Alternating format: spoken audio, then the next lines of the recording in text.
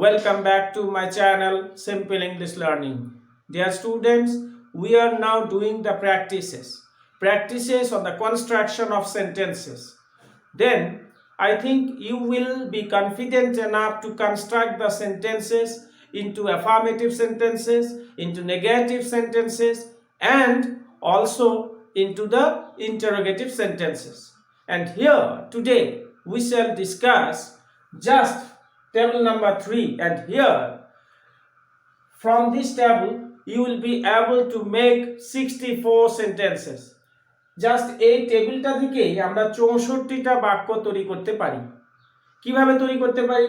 First আমরা দা বয় থেকে এটা ধরলাম, এইখানে এটাকে ধরলাম, দা বয় থেকে এটাকে ধরলাম দিয়ে নেগেটিভ করলাম, আবার এটাকে আমরা কি করলাম? অ্যাফার্মেটিভ করলাম, ইন্টারোগেটিভ করলাম, তারপরে আবার হিজ ফ্রেন্ডস ধরলাম, অ্যাফার্মেটিভ করলাম, তারপরে নেগেটিভ করলাম এবং তারপর ইন্টারোগেটিভ করলাম। এইভাবে আমরা এই টেবিলটাকে করতে পারি। সেটা কি রকম দেখো, the boy did not use this train, the boy did not use this train, বালকটি এই ট্রেনে যায়নি। দেখো the boy did not use this train. এরপরে দেখো the boy can use this train. তাহলে আমাদের সেকেন্ড সেন্টেন্স হয়ে গেল। কি হলো? The boy may use this train. তারপরেরটা কি হলো? The boy must not use this train. তারপরে দেখো the boy ought to use this train. তারপরে কি হলো? The boy should use this train. তারপরে কি হলো? The boy will use this train. তাহলে একটা পূর্ণাঙ্গ বাক্য হলো। এরপরে দেখো ক্যান দিয়ে আমরা আবার এটাকে ব্যবহার করতে পারি। এবার ডু অ্যাজ আই সে, যেমন the boy did not do as I say. তারপরে দেখো the boy can do as I say. এইভাবে আমরা সেন্টেন্সেসটা যত খুশি সম্ভব করতে পারবো। টুডে আমি আজ এর বেশি কিছু বললাম না।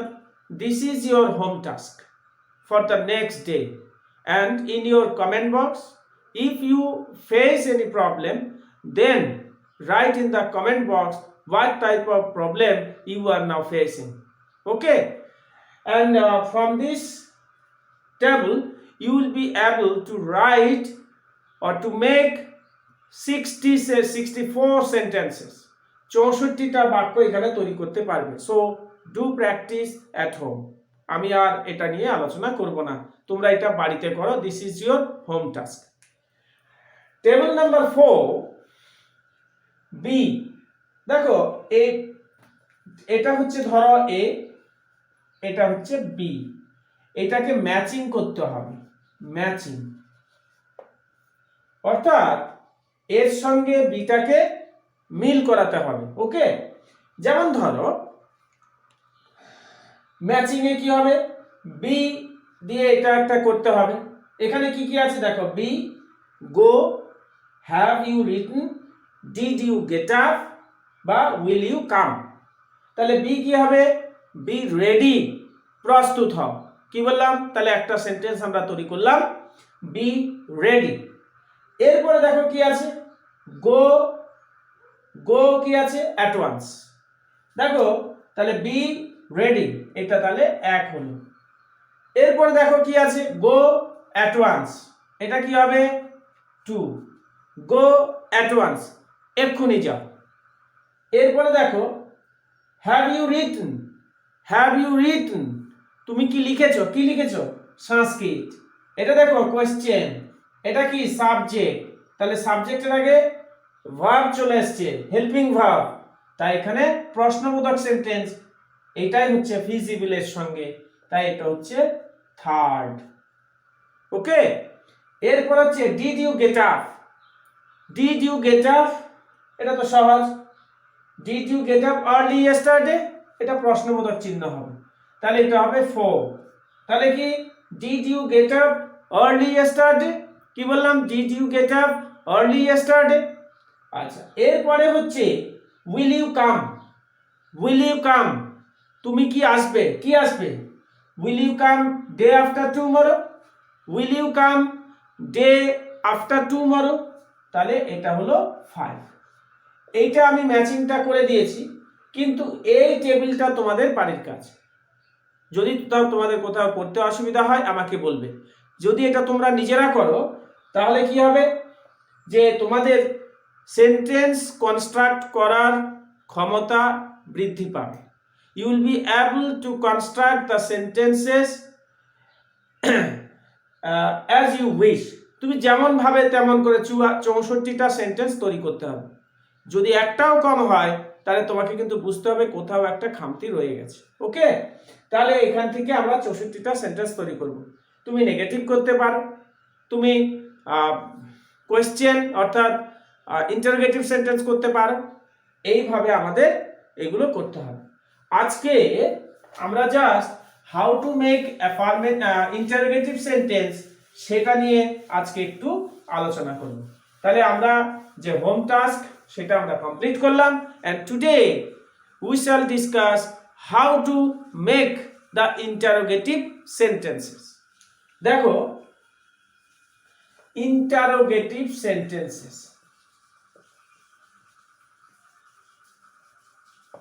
interrogative sentences. Interrogative sentences are very much important in spoken English or in conversation. দেখো, what is interrogative sentence? A sentence which makes question, that is called interrogative sentence. যে বাক্যে কোনো কিছু প্রশ্ন করা হয় তাকে আমরা বলবো interrogative sentence. এই interrogative সেন্টেন্সকে আমরা দুভাবে প্রশ্ন করতে পারি এই interrogative সেন্টেন্স দিয়ে। কি কি দেখো, একটা হচ্ছে সিম্পল কোয়েশ্চেন, সিম্পল কোয়েশ্চেন। আরেকটা হচ্ছে কি, আরেকটা হচ্ছে WH কোয়েশ্চেন, WH কোয়েশ্চেন। অর্থাৎ সিম্পল কোয়েশ্চেন, এই সিম্পল কোয়েশ্চেন এইটাকে বলা হবে সাধারণ প্রশ্ন, আর WH কোয়েশ্চেন এটাকে বলা হবে ইনফরমেটিভ কোয়েশ্চেন, ইনফরমেটিভ কোয়েশ্চেন। ওকে, এই ইনফরমেটিভ কোয়েশ্চেন মানে তথ্য সমৃদ্ধ প্রশ্ন, আর সিম্পল কোয়েশ্চেন মানে কি, এটা হচ্ছে নন ইনফরমেটিভ কোয়েশ্চেন, অর্থাৎ এখানে ইয়েস নো কোয়েশ্চেন। এটাকে আমরা আবার বলতে পারি ইয়েস বা নো কোয়েশ্চেন। ওকে, তাহলে interrogative sentences are of two types. One is yes no type question, the other is WH question or informative question. First of all, we shall discuss the simple question or yes no question. দেখো, yes no question করতে গেলে সেটা আমাদের কিভাবে করতে হবে। যেমন আমরা যদি একটা প্রশ্ন করি যে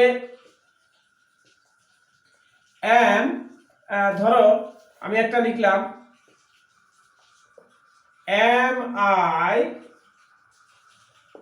writing a letter।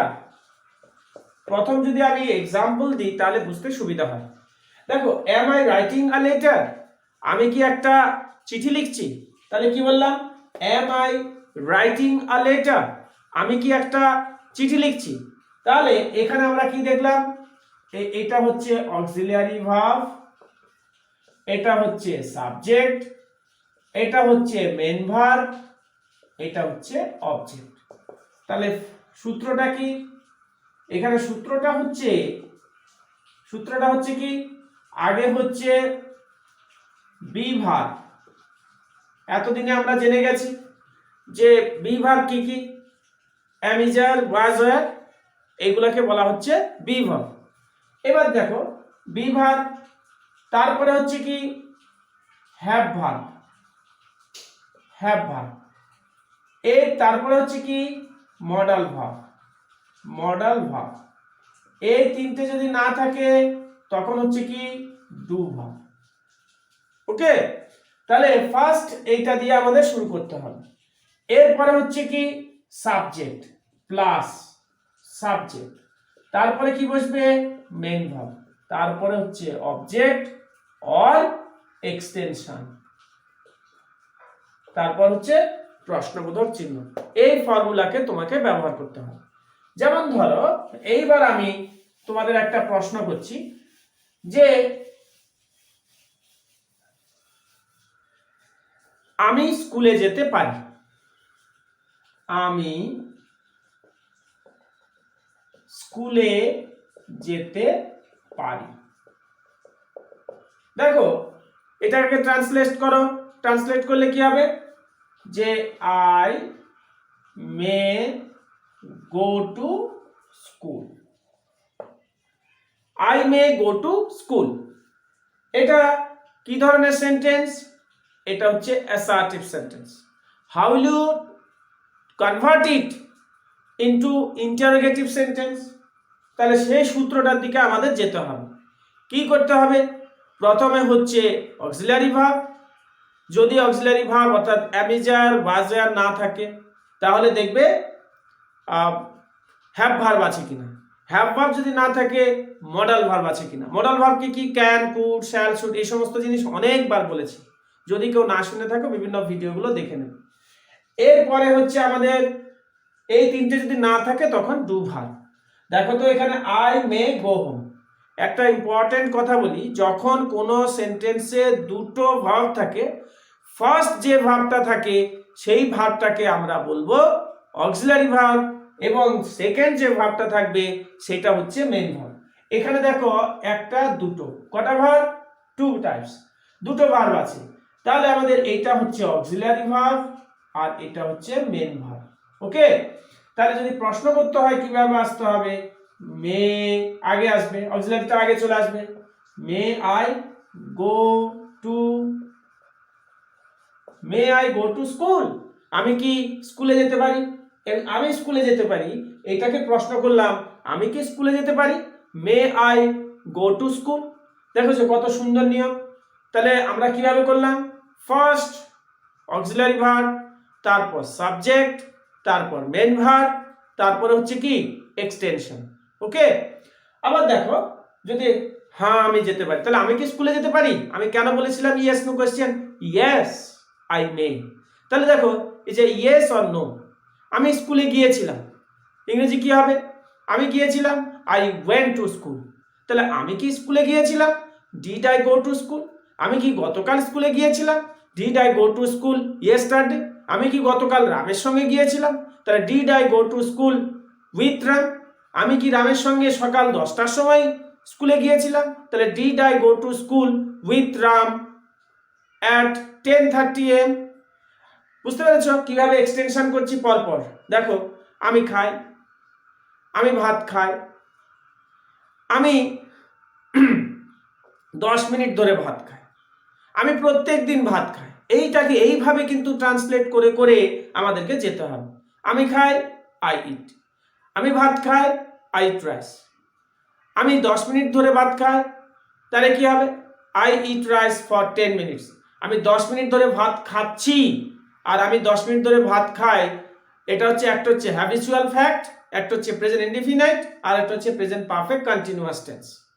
ওকে, তাহলে এইভাবে আমাদের এক্সটেনশন করে করে যেতে হবে। আরো কয়েকটা উদাহরণ যদি দিই তাহলে আমাদের বিষয়টা আরো ক্লিয়ার হবে। দেখো আমরা লিখলাম তুমি অঙ্কটা কষতে পারো, কষতে পারো, তুমি অঙ্কটা কষতে পারো। তাহলে এখানে পারো বানানটা প আকার র দি, করতে পারো, তুমি অঙ্কটা কষতে পারো।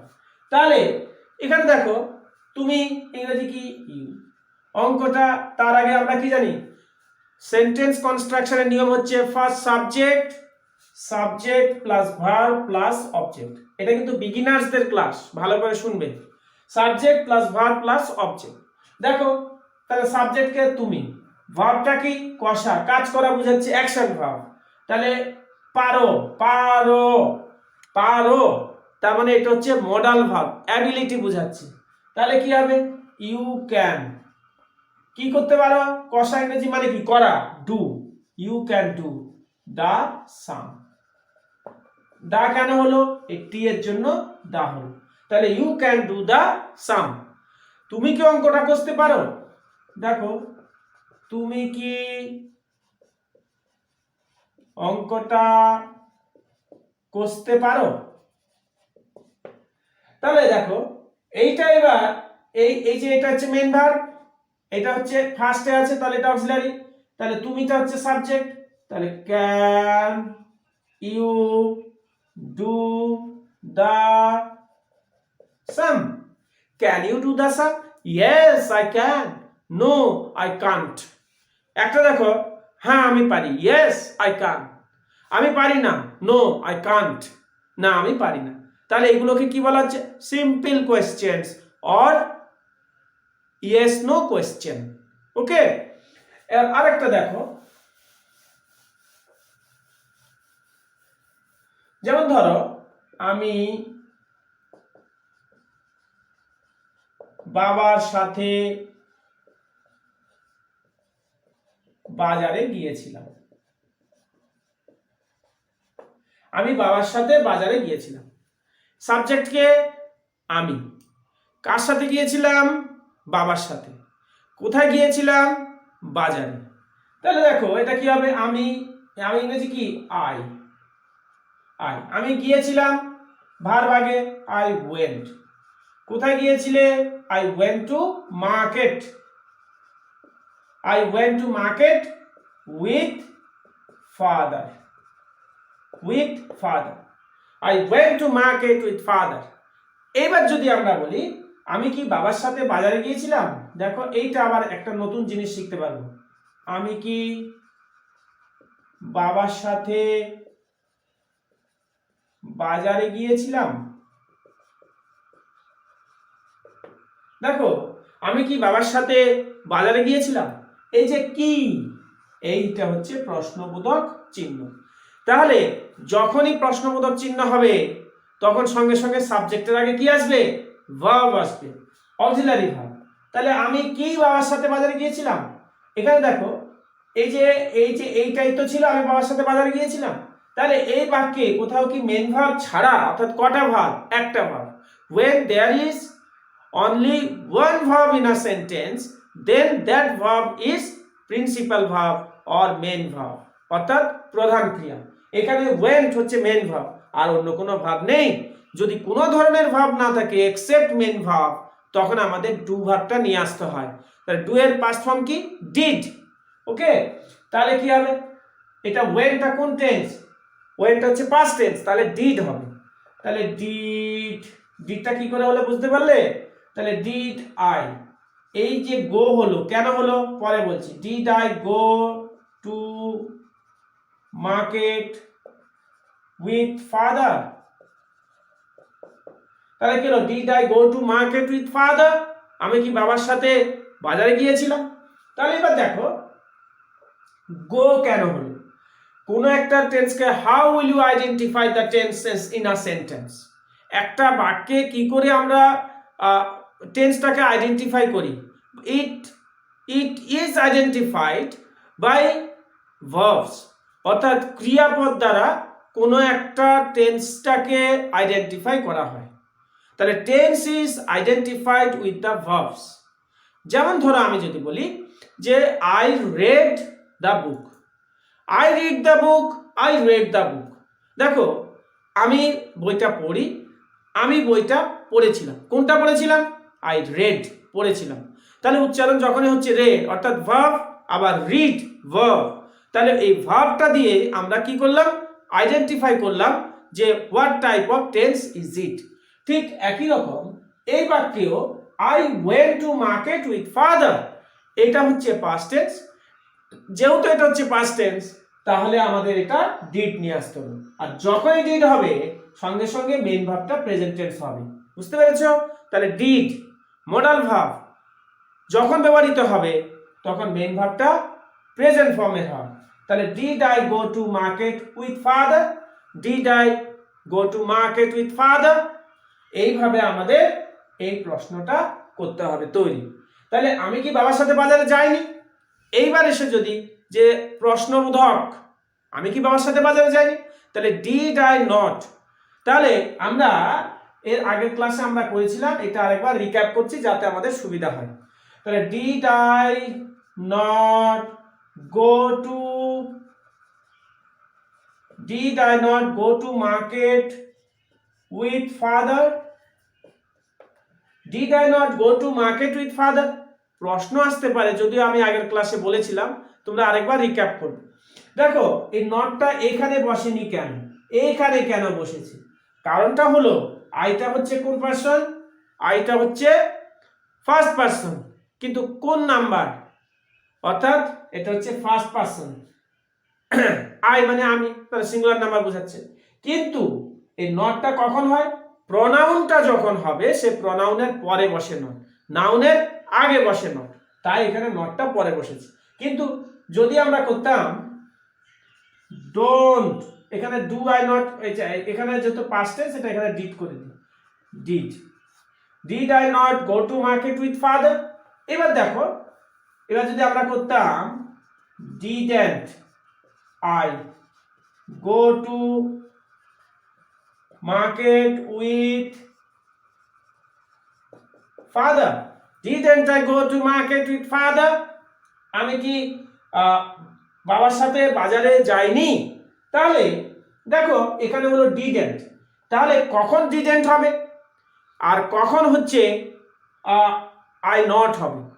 যখন আমরা সম্পূর্ণ ধরনের সেন্টেন্সটা ব্যবহার করবে পার্ট বাই পার্ট, তখন প্রনাউনের পরে নট যাবে। But when the auxiliary verb is used in contracted form, then not is used before subject, though it is pronoun. Like noun, not is also used before subject, তখনও কিন্তু সাবজেক্টের আগে নটটা বসবে। দেখো didn't, can't I solve this problem? আমি কি এই সমস্যাটার সমাধান করতে পারি না? I cannot solve this problem. Can I not solve this problem? What is the difference? The difference is can't R I cannot. তাহলে কি যখন প্রনাউন হবে তখন হচ্ছে নট সাধারণত পরে বসে সাবজেক্টের ফর্ম, বাট যখন কন্ট্রাক্টেড ফর্ম, যদি তোমরা what is contracted form, please watch my video from the প্লেলিস্টে কন্ট্রাক্টেড ফর্ম রয়েছে, অবশ্যই এটা দেখবে। This is very commonly used in written form as well as in spoken form. তাহলে দেখো didn't I go to market with father, আমি কি বাবার সাথে বাজারে যাইনি? এই বাক্যে দেখো এটা হচ্ছে কন্ট্রাক্টেড ফর্ম।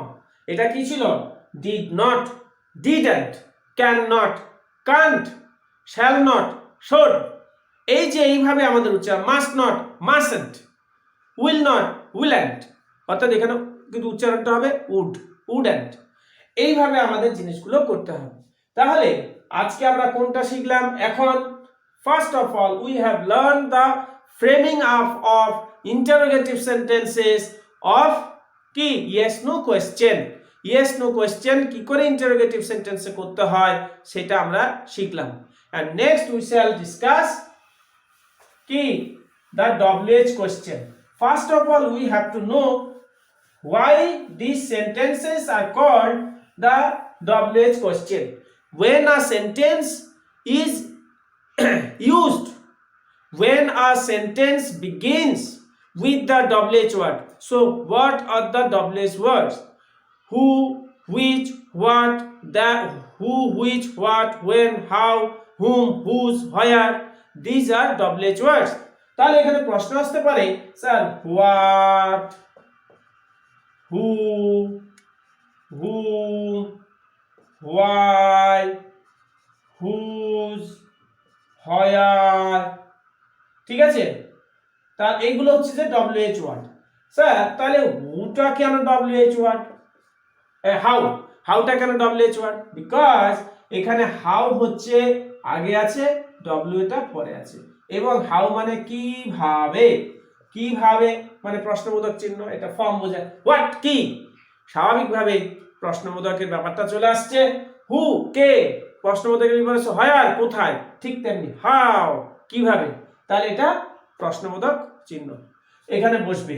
আর এই যে WH-টা আর H এবং W দুটোই আছে, তাই এটা হচ্ছে WH ওয়ার্ড। ক্লিয়ার? এবার আমাদের জানতে হবে যে WH ওয়ার্ড করতে গেলে কিভাবে করতে হবে। ফার্স্ট আমাদের WH ওয়ার্ড প্লাস ওই একই রকম বি ভার্ব, তারপরে হচ্ছে হ্যাভ ভার্ব, তারপরে হচ্ছে মডাল ভার্ব, যদি তিনটে না থাকে ডু ভার্ব, ডিড ভার্ব বা ডাজ, যে যেটা বসবে, subject plus main verb plus object বা রিমেনিং প্রশ্নবোধক চিহ্ন। তাহলে দেখো এইভাবে আমাদের কি করতে হবে, এই WH কোশ্চেনটা করতে হবে, এই formula, you have to follow this formula. এইবার আমরা যদি বলি তুমি কি চাও, দেখো তুমি কি চাও, তুমি কি চাও, এটা তো আমরা কমন মানে প্রায়শই ইউজ করি। তুমি কি চাও, তাহলে কি হবে, তুমি কি ইংরেজি কি, হোয়াট, ডু ইউ ওয়ান্ট। এই যে ডুটা কেন আসলো, এর অ্যাকচুয়ালি তুমি চাও, ইউ ওয়ান্ট। ইউ ওয়ান্ট এখানে কটা ভার্ব, দুটো, একটা ভার্ব, তাহলে একটা ভার্ব যদি হয় তাহলে সেটা মেইন ভার্ব, তাহলে অক্সিলারি ভার্ব নেই। এই তিনটে ভার্ব যদি না থাকে তখন ডু ভার্ব নিয়ে আসতে হয়, পাস্ট টেন্সটা হচ্ছে ডিড, সেই জন্য আমাদের এই ডু ভার্বটা এসেছে। হোয়াট ডু ইউ ওয়ান্ট, তুমি কি চাও, এই ওয়ার্ডটা তাহলে WH ওয়ার্ড, এই ওয়ার্ডটা হচ্ছে WH ওয়ার্ড। তাহলে এইভাবে আমরা করলাম। আবার দেখো তুমি কোন ক্লাসে পড়ো, what class do you read in, where are you going, why have you solved this problem easily, হ্যাঁ কত সহজে কিভাবে তুমি এই, how did you solve the problem, why did you solve the problem, who solved the problem, where was the problem solved। দেখো কত রকম ভাবে আমরা করতে পারি প্রশ্ন, মানে জাস্ট মেক ইন্টারোগেটিভ সেন্টেন্সেস, যতটা পারা যায় ততটা আমাদের শিখতে হবে, তাই না? এবার কখন তুমি ঘুমাবে, when ঘুমাবে ফিউচার টেন্স, তাহলে when will you go to bed, তাই না? এইভাবে আমাদের করতে হবে। এবার দেখো যদি WH কোশ্চেন ইনফরমেটিভ কেন হয়, যেমন আমি প্রশ্ন করছি তখন তুমি কখন তুমি ঘুমাবে, when will you go to bed বা when are you going to bed, তুমি কখন ঘুমাতে যাচ্ছ, তাহলে তুমি একটা উত্তর দেবে, কি 10টা হোক 12টা হোক 5টা হোক, একটা তো উত্তর দেবে। This is the information given by you to the কি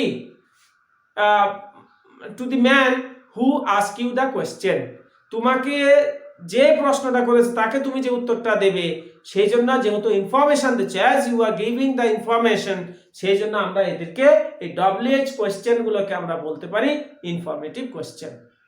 আমরা যদি বলি did you go to school, দেখো তুমি কি গতকাল স্কুলে গিয়েছিলে, ইয়েস আই ওয়েন্ট, হ্যাঁ আমি গিয়েছিলাম, দেখো ইয়েস নো। কিন্তু why did you go to school, কেন তুমি স্কুলে গিয়েছিলে, তোমার কিন্তু একটা বাক্য বলতে হবে, you have to reply in a sentence, একটা বাক্যের মধ্যে বলতে হবে।